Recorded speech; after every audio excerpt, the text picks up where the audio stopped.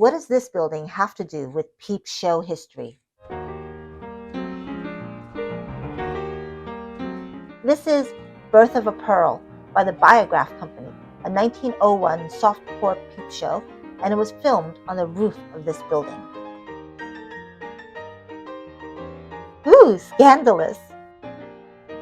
But let's back up for a second. This block on Broadway between 13th and 14th Street was owned by the Roosevelts. Yes, those Roosevelts.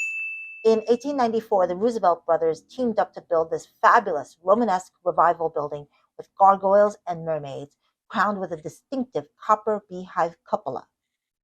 You can see an R for Roosevelt and B for Barnhill, which was the maiden name of their mom. At that time, Broadway was starting to become Ladies' Mile, and this building was known as the Hackett-Carhart Building for the men's haberdashery on the ground floor. Yes, this is where you would have bought your three-piece matching checkered Carhartt in 1899. Ground floor, men's shop. Top floor, ladies in underwear. In 1896, William Kennedy Dixon got sick of his boss, Thomas Edison. As Edison's assistant, he had invented the earliest movie projector, the kinetoscope. Not that he got any credit. Dixon ditched Edison and the kinetoscope to focus on the mutoscope, a much cheaper machine, which was basically a giant flip book arranged around a central drum. Drop in a coin, crank the handle, and the drum would spin, flipping all the images and animating them. With mutoscope parlors springing up all around Union Square, Dixon needed a supply of films.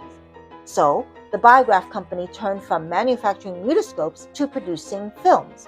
Imitating Edison's studio in New Jersey, Dixon skimped on lighting and instead built a set on the roof that could move on a circular track to catch the sun wherever it was.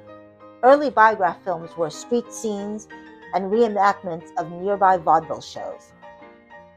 Because mutagraphs were for solo viewers who peered through a peephole and could control the speed of the images by how fast they cranked, it was a natural progression to saucy scenes featuring ladies undressing.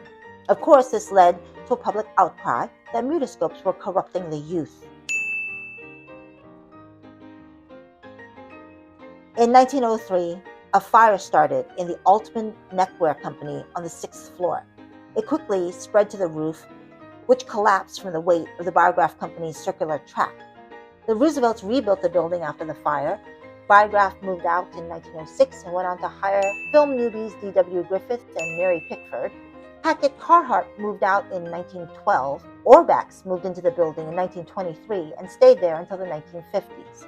The building was renovated in 2007 and is now probably best known for where you could get an amazing hot chocolate.